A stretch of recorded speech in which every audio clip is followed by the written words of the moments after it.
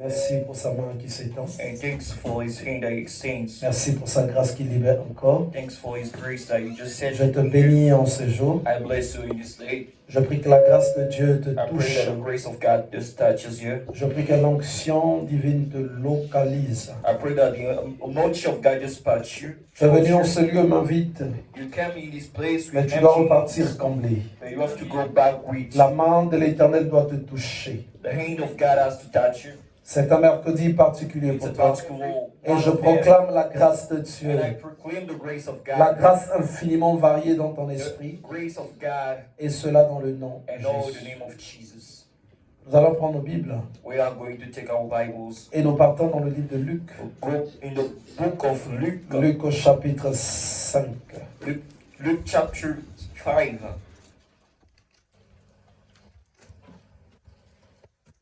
Et je vais lire au nom du Seigneur à partir du verset 1. And I'm going to read the name of the Lord from the verse. Comme Jésus se trouvait auprès du lac de Génézareth One day Jesus was standing on the shore. et que la foule se pressait autour de lui pour entendre la parole de Dieu, pushed their way up to him to listen il to the word of vit God. au bord du lac deux barques, He saw two boats pulled up on d'où the les beach. pêcheurs étaient descendus The fishermen pour laver leurs filets. and were washing their nets. Il monta dans l'une de ces barques Jesus got into one of qui était à Simon boats. It belongs to Simon. et il le pria de s'éloigner un peu de terre. Asked him to push off a little Puis il from the s'assit shore. Jesus et de la barque il enseignait la foule. and told the group. Lorsqu'il eut cessé de parler, When he finished the talk, il dit à Simon, he said to Simon, avance en pleine eau just go et ahead jetez vos filets pour pêcher. and just throw. Simon lui répondit, Let down your nets. Maître, nous avons travaillé toute la nuit sans rien prendre. Masters, Simon answered. Mais sur ta parole, Hard all night je long jetterai le filet. and caught nothing. But if you L'ayant say so, jeté, I will let down the nets. ils prirent une grande quantité de They poissons let them down and caught such a et large leur number of filet se rompait. fish, and the Ils nets firent were signe à leurs about to compagnons break. qui étaient dans l'autre So barque they de venir les aider. motioned to their partners Ils vinrent et ils remplirent les deux barques and up. au They point came qu'elles and filled enfonçaient. both so full of fish. Quand il vit cela, Simon-Pierre tomba aux genoux de Jésus When et dit, Simon Peter saw what happened, Seigneur, retire-toi de moi, he fell on his parce knees que before je suis Jesus, un homme saying, pécheur. Go away from me, Lord. Car I am l'épouvante a l'avait sinful saisi, man. lui et tous ceux qui étaient avec lui, were all amazed. à cause de la pêche The qu'il avait number faite. of fish they had caught. Il en était de même pour The Jacques, same was true of et Simon's Jean, partners, fils de James Zébédée, and John, les son of associés de Zebedee. Jésus. Jesus said to Simon, Les associés de Simon, pardon. Alors Jésus dit à Simon, and Jesus said to Simon, ne crains point.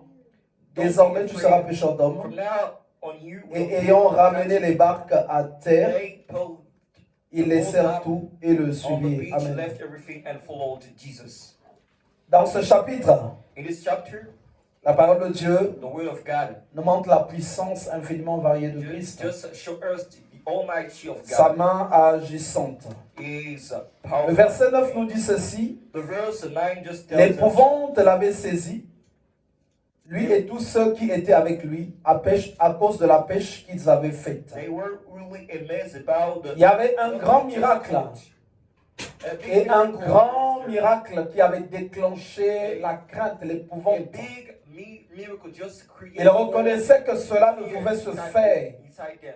par And la they main de recognized l'homme. that this cannot be Il n'y a que Dieu qui pouvait opérer de la sorte. Just God can do this kind of trick. Et chaque fois dans les Écritures, And every time in the scriptures, quand on nous présente un miracle de manifestation divine, when miracles are la parole de Dieu, en fait, nous enseigne the word of toujours God just teaches des us préceptes et always des principes about precepts, sur comment faire pour arriver à ce niveau-là. in order to arrive Ils ont vu le miracle. They saw the- Ils étaient dans l'épouvante. They were really Ils n'en revenaient pas. after that. Ils ont tremblé. They were really amazed. Pourquoi? Parce que Pierre, la pêche, c'était son travail. Simon Il avait de l'expérience sur ça. took Jésus n'avait jamais été pécheur. do his work. He Et was donc, il n'y a que Pierre qui pouvait enseigner Peter was really la pêche à Christ. everything in order to teach Christ Mais about malgré qu'il était maître de la pêche, to just take fishes. ils sont partis, ils ont fait la pêche But when they go et ça n'a rien donné. they did their fishing. Donc pour eux, c'était mort. C'était mort. Il ne pouvait plus y avoir quelque chose. Vous allez voir dans chaque miracle de Christ qui s'est fait, chaque fois qu'il s'est fait un miracle, les personnes se retrouvent souvent dans des situations impossibles, là où ils ne peuvent plus faire quelque chose. La femme qui avait la perte de sang de 12 ans, ceux qui ont ramené la personne malade par le toit, et beaucoup d'autres cas que nous pouvons, citer. Il fallait pour ces personnes de se retrouver à bout, il n'y avait plus de solution. Et c'est souvent dans des cas comme ça que Dieu intervient. Et c'est pour ça que la parole de Dieu est venue jusqu'à nous. Parce que cela est réservé aux humains, à tous les humains. Aujourd'hui, si tu n'es pas coincé, sache que ça sera peut-être demain ou bien après-demain. Et c'est par rapport à ça qu'il est vraiment Dieu. C'est par rapport à ça qu'il est fils de Dieu. Et c'est par rapport à ça qu'il peut sauver parfaitement tous ceux qui s'approchent de Dieu par lui. Et donc là, le Seigneur a montré à Pierre que seul lui détenait le monopole sur toute chose.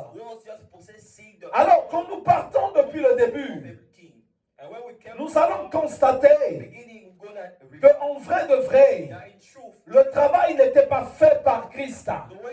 On va lire à partir du verset 1. Comme Jésus se trouvait auprès du lac de Génézareth et que la foule se pressait autour de lui pour entendre la parole de Dieu, il vit au bord du lac deux barques, d'où les pêcheurs étaient descendus pour laver leurs filets. Jésus est faiseur de miracles, mais il savait que là, pour qu'il fasse le miracle, il faut qu'il ait accès dans les barques. Et quand il a vu les barques, il a dit ceci, le temps du miracle a sonné. Je vais faire ce pourquoi je suis venu sur la terre. Ces barques-là étaient des barques qui venaient de la pêche, qui sont revenues près d'Ouille. Aucun poisson. Il avait les filets avec le découragement, l'abattement. Et lui, il a choisi ces barques. Le verset 3 nous dit, il monta dans l'une de ces barques qui était à Simon. Donc Jésus n'est pas parti sur l'eau, mais il est entré dans une barque. Et la barque ne lui appartenait pas. La barque appartenait à Simon. Et il le pria de s'éloigner un peu de terre. Puis il s'assit. Et de la barque, il enseignait la foule. Alors si Simon n'avait pas une barque, l'enseignement n'allait pas avoir lieu.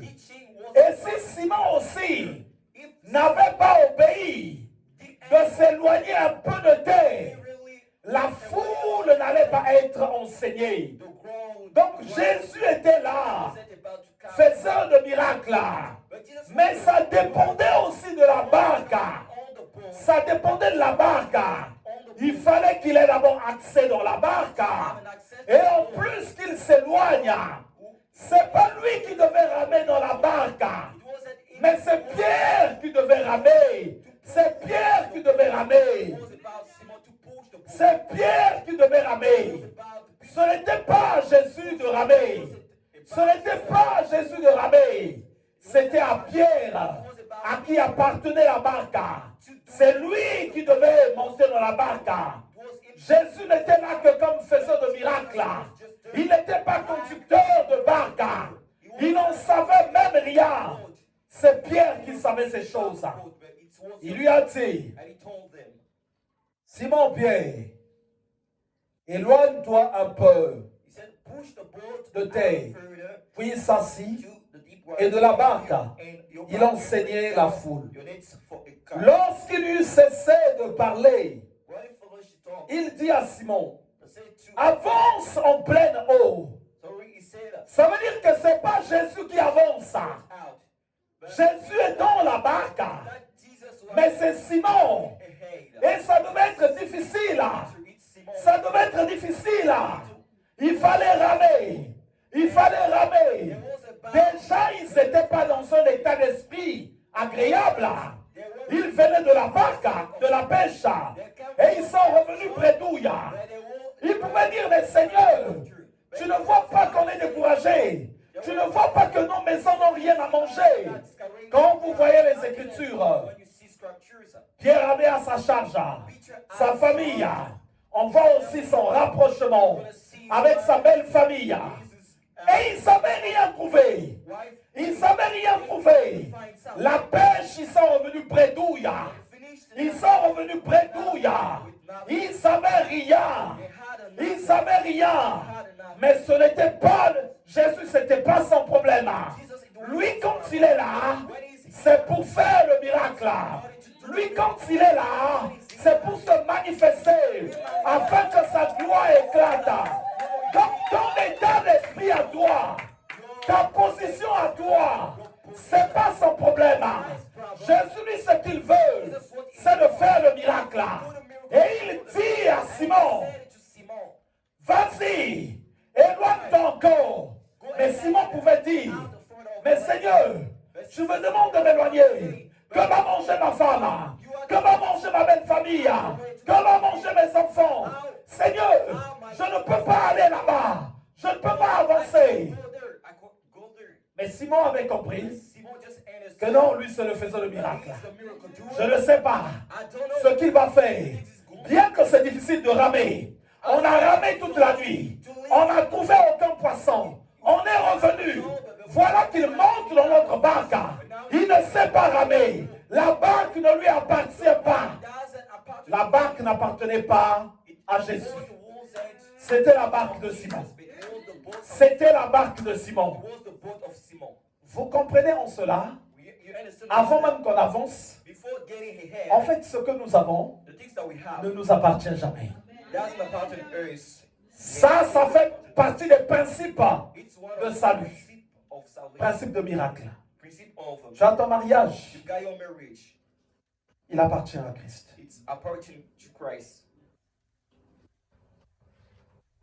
Quand il va venir s'installer au milieu, il ne demandera pas votre avis. Il va dire, je veux rentrer dans cette barque. Et je veux que les gens voient le miracle à partir de cette barque. Pendant que toi, le propriétaire de la barque, tu as envie de nettoyer ta barque. Tu as envie de l'orner. Tu as envie de l'emmener je ne sais où. Mais lui, quand il rentre, il va t'emmener là où toi, tu n'as pas envie d'emmener ta barque. Et donc, bien qu'ils ont déjà avancé, ils se sont éloignés pour enseigner. Il n'a rien donné aussi à Pierre.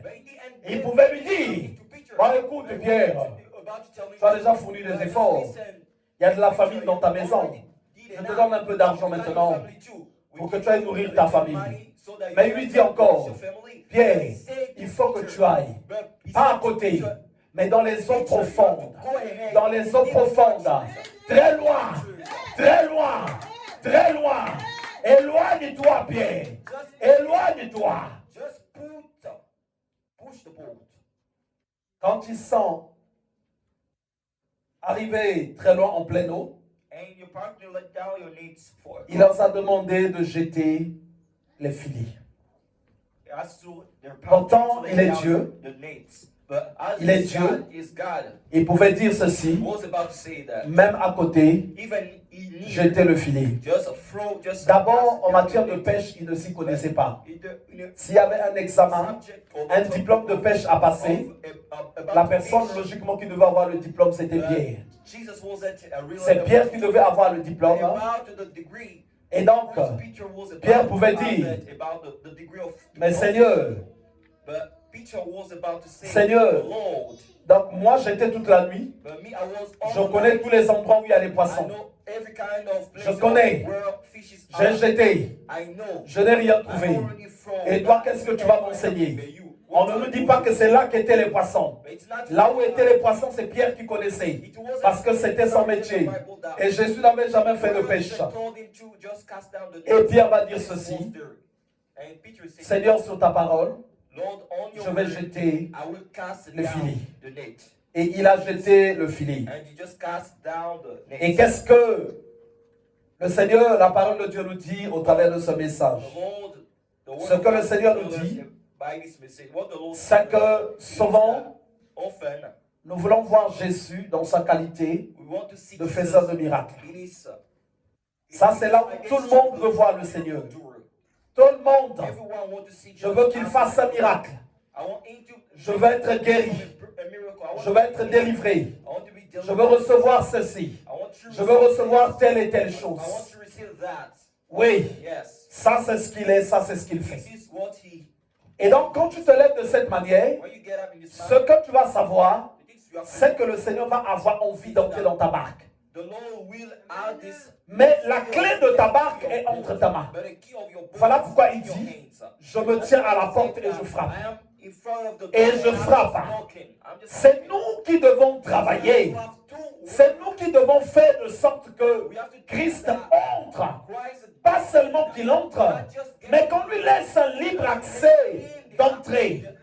Qu'il rentre dans nos barques. Il entre, et c'est un principe spirituel. Vous savez, un démon n'entre pas quand tu n'as pas été invité, d'une manière ou d'une autre. Si ce n'est pas toi qui l'as invité, c'est un membre de la famille, ou inconsciemment, ou quelque part, il y a un accord que tu lui as donné, il est entré. Et Christ aussi c'est comme ça. Pour qu'il entre, il faut que toi tu permettes qu'il rentre. Alors chaque enfant de Dieu doit se lever pour faire ce travail. Je veux que le Seigneur entre dans ma vie. Je veux que le Seigneur entre dans ma vie. Et pour qu'il entre dans ma vie, c'est moi qui dois comprendre qu'est-ce qui fait entrer le Seigneur. Et qu'est-ce qui va l'attirer dans la barque. Là, il a vu deux barques. Mais on ne nous dit pas que c'était les seuls pêcheurs qu'il y avait à ces endroits-là. Il y avait peut-être des milliers de pêcheurs. Il y en avait peut-être plusieurs, des centaines. Personne n'en sait. Mais en tout cas, s'il n'y avait que eux, la parole de Dieu allait dire, les seuls pêcheurs qui avaient leurs deux barques, ils ont accosté. Il y avait assurément d'autres barques encore. Mais le Seigneur n'a vu que ces deux barques-là. Parce qu'il y a quelque chose qui l'a intéressé dans ces barques. Moi, je dis souvent chez mon épouse, non, Dieu n'appelle pas une personne en vain. Non, c'est pas possible. Il faut qu'il y ait quelque chose qui l'attire. Il faut qu'il y ait quelque chose qui le touche. Voilà pourquoi, pour nous qui sommes venus à Christ, j'insiste beaucoup sur l'éducation des enfants. L'éducation crée une racine dans la vie de la personne. Vous allez voir beaucoup de peuples dans la Bible par rapport à où ils ont été élevés, par rapport à ce qu'ils ont reçu. Je ne pouvais plus marcher avec eux. Ce n'était plus possible. Et donc quand on vient à Dieu, il y a beaucoup de choses qui peuvent de fois faire que Dieu ne nous confie pas des grandes et bonnes choses. Et donc là, le Seigneur, quand il repère ses barques, il entre dedans, il commence à faire le travail. Mais ça ne s'arrête pas là. Il va d'abord s'occuper de ses besoins à lui. Il y avait d'abord ses besoins. Lui, il voulait enseigner. Il voulait sauver. Mais Pierre n'avait rien eu à la pêche. Pierre avait faim. Or, Pierre pouvait dire, Seigneur, tu rentres dans la barque, mais nous allons d'abord faire la pêche. Il allait essayer de faire la pêche. Ça n'allait rien donner. Jésus, en entrant dans la barque, il était d'abord question que les vies soient sauvées. Il était d'abord question de ça. Quand les vies ont été touchées, Jésus va dire maintenant, je vais m'occuper de toi. Je vais m'occuper de toi. Mais même en s'occupant de lui, il va lui dire, avance encore en pleine eau. Donc il y avait encore une difficulté, des efforts qu'il devait fournir. Il fallait qu'il rame encore très fort, qu'il rame encore, qu'il rame encore, qu'il rame encore, qu'il rame encore. Il devait aller en pleine eau. Et ce n'est pas quelque chose qui était facile. Il y a des gens dans la marche chrétienne, ils n'ont même pas de foi encore permis que le Seigneur s'installe vraiment dans la barque.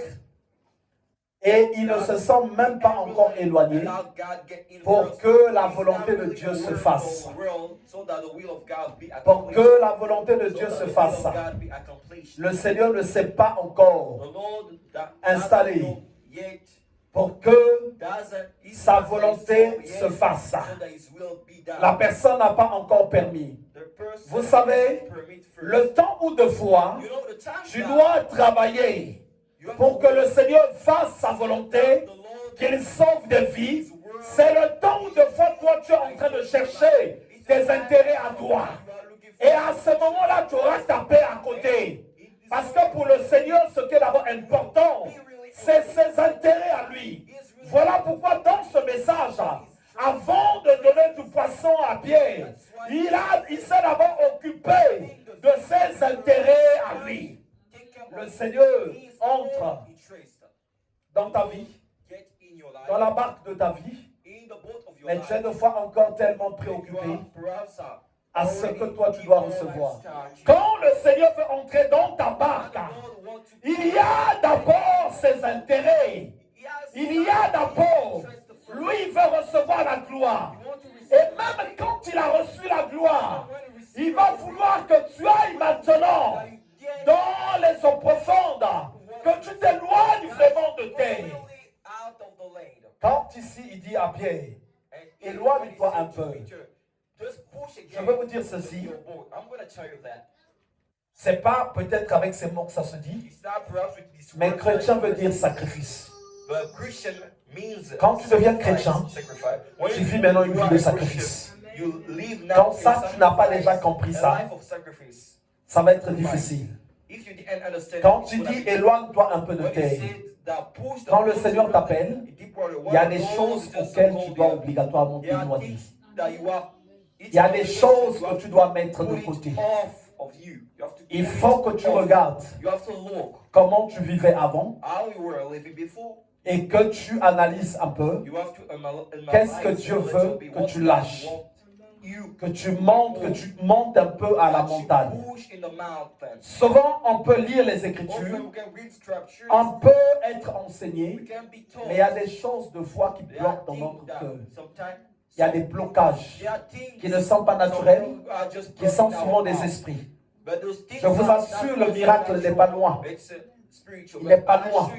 Mais les gens ont souvent du mal à obéir à Dieu. Et ce n'est pas aussi de même. Parce qu'il y a des choses que l'ennemi sème pendant que les gens sont dans le monde. Moi, c'est là où je dis, si on étudie les Écritures, personne n'a accepté Dieu naturellement. Non. Dieu, il va se révéler et il y a des choses qu'il va enlever dans la vie de la personne. Il y a des cœurs de pierre, de fois qui doivent être brisés par la prière. Il y a des esprits d'incrédulité. Il y a des puissances d'égarement qui doivent être enlevées. Et chaque personne qui désire avancer avec Dieu fait toutes ces démarches. Même quand la personne a du mal à croire, elle est sincère avec elle-même. Moi, j'ai reçu beaucoup de personnes qui m'ont parlé des puissances de blasphème, qui m'ont parlé de la désobéissance, qui au très fond d'eux ressentent qu'il y a quelque chose qui les pousse à désobéir à Dieu. Quand tu vois ces choses-là, tu dois te rapprocher. Quand on prie pour toi, aucun conseil ne changera l'état de l'esprit de la personne. Non, ce n'est pas possible là. Aucun conseil. Quand il y a ces choses-là, quand la personne ressent ça, ça veut dire qu'il y a des choses que l'ennemi a sémées. Vous savez, que ce soit les pouvoirs familiaux, les héritages ancestraux, toutes ces choses-là, sèment des choses à l'intérieur de nous. Et pas par cela, la personne devient séparée de Dieu. Et donc, le temps où tu arrives à Dieu, si ces choses n'ont pas été brisées, ça va être difficile. Ça va être difficile. Voilà pourquoi vous allez remarquer beaucoup d'endroits où les gens se réunissent. Si tu peux, de fois,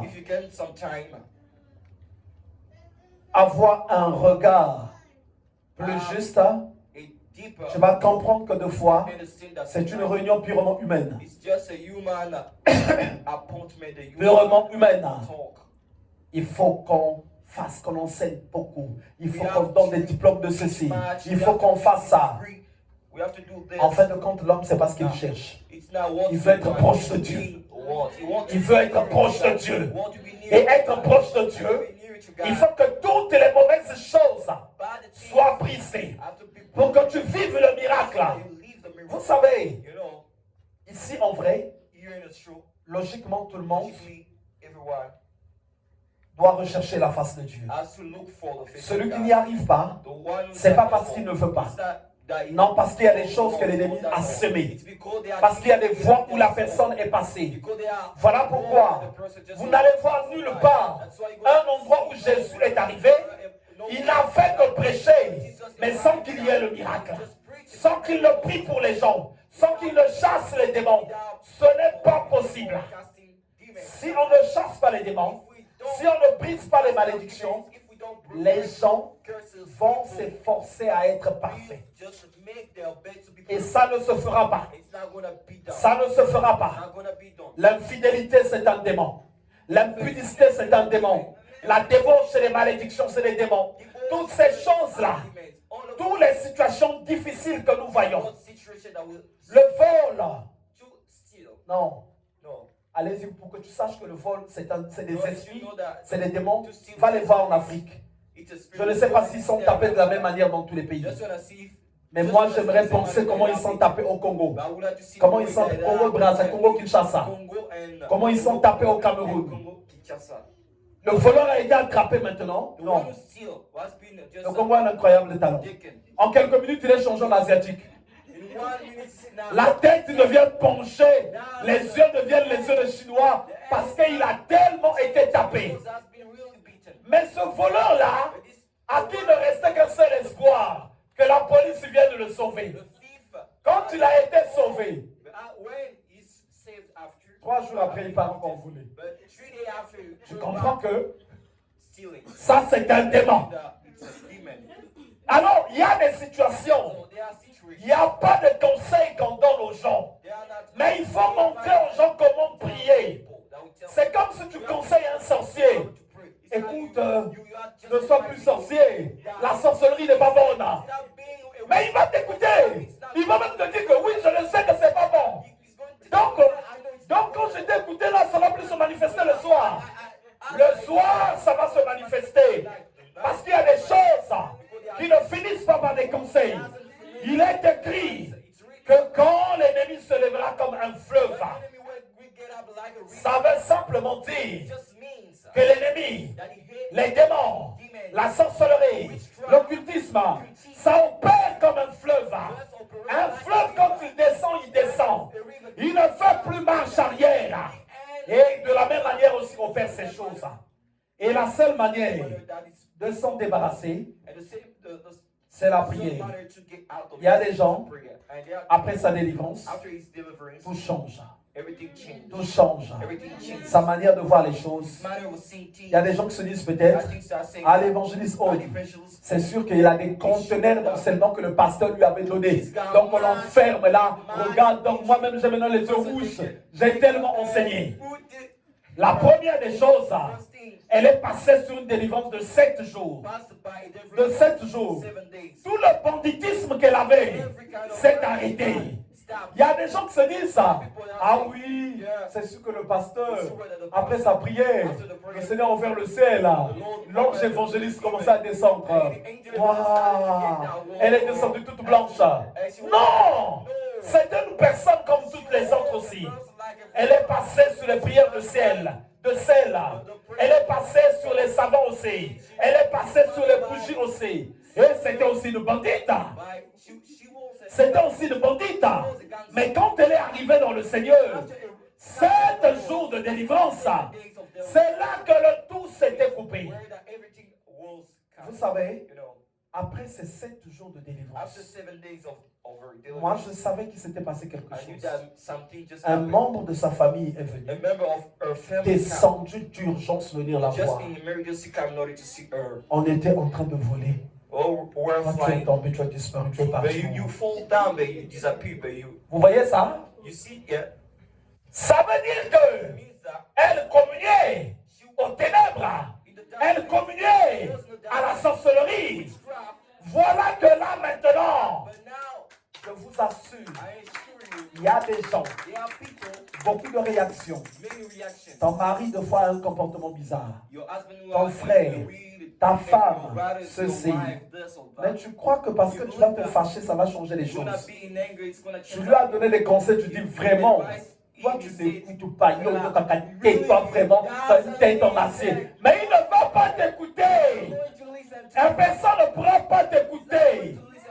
Si tu veux que la personne écoute, qu'elle passe à des délivrances. Qu'elle passe à des délivrances. Quand la délivrance est faite, Jésus disait ceci: sauve-moi, va, ne pêche plus. Parce que pour quitter le péché, il faut qu'il y ait la délivrance qui se fasse. Tant que la délivrance n'est pas faite, il y a des gens qui se comportent bien, qui marchent bien, parce qu'il a été bien éduqué. Ça ne veut pas dire qu'il est délivré. Vous voyez comment de fois Dieu confond les gens qui sont bien éduqués, qui ont fait des études. Tu vas être surpris de fois il devient homosexuel. Comme par hasard. Ah oui, mais il paraît qu'il était bien éduqué. Il paraît-il que c'est lui qui ne vole pas au métro. Il paraît-il que c'est lui qui n'insulte pas les gens. Donc être bien éduqué, c'est autre chose. Une personne peut être bien éduquée, mais quand tu vas le dire de suivre Dieu, il va commencer maintenant à constater que l'éducation et suivre Dieu, ce n'est pas la même chose. D'abord, il y a des féticheurs qui sont bien éduqués. Vrai ou pas vrai? C'est un féticheur. Il ne vole pas. Tu pars aussi le voir. Il te conseille aussi. Il ne faut pas prendre les femmes de trouille. Il ne faut pas draguer les femmes dans la rue. Il ne faut pas voler. Il ne faut pas ceci. Mais pourtant, c'est un féticheur. Pourtant, c'est un féticheur. Il y a aussi des sorciers qui sont très bien éduqués. Très bien même. Très bien. Tu vois, et celui-là, quand tu le vois, tu peux tomber dans le piège de ne pas lui faire accepter Christ. Et même c'est pour ça que beaucoup de personnes de mauvaise vie vont hériter le royaume. Parce que ces personnes-là se sentent déjà coupables. Ceux qui sont bien éduqués. Toi-même, tu as peur de lui parler de Dieu. Parce qu'il est bien éduqué. Et lui-même aussi, il a cet orgueil-là. Moi, je suis bien éduqué. Je ne fais presque rien. Mais ce qui change vraiment, ce n'est pas l'éducation. Ce qui change, c'est la délivrance. Sinon, quand Jésus est arrivé, il allait dire ceci. Non, toi tu es bien éduqué, passe là-bas. Toi tu es bien éduqué, passe là-bas. Mais il chassait les démons. Et c'est là que les gens le suivaient. Vous savez, les pharisiens, Ceux qui n'ont pas accepté Christ en ce temps-là, la majorité c'était des gens bien éduqués. Bien éduqués. Les pharisiens, les scribes. D'abord, nombreux n'ont pas accepté Christ parce qu'ils ont considéré que c'était un irresponsable. Aujourd'hui, ceux qui croient que marcher avec Dieu c'est l'éducation, si on leur met Jésus qui était descendu sur la terre, ils vont le chasser. Ils vont dire c'est pas toi. Parce qu'il n'avait pas où reposer sa tête. C'était un vagabond. Il n'avait pas de femme. Il n'avait pas d'enfant. Ils vont le traiter d'irresponsable.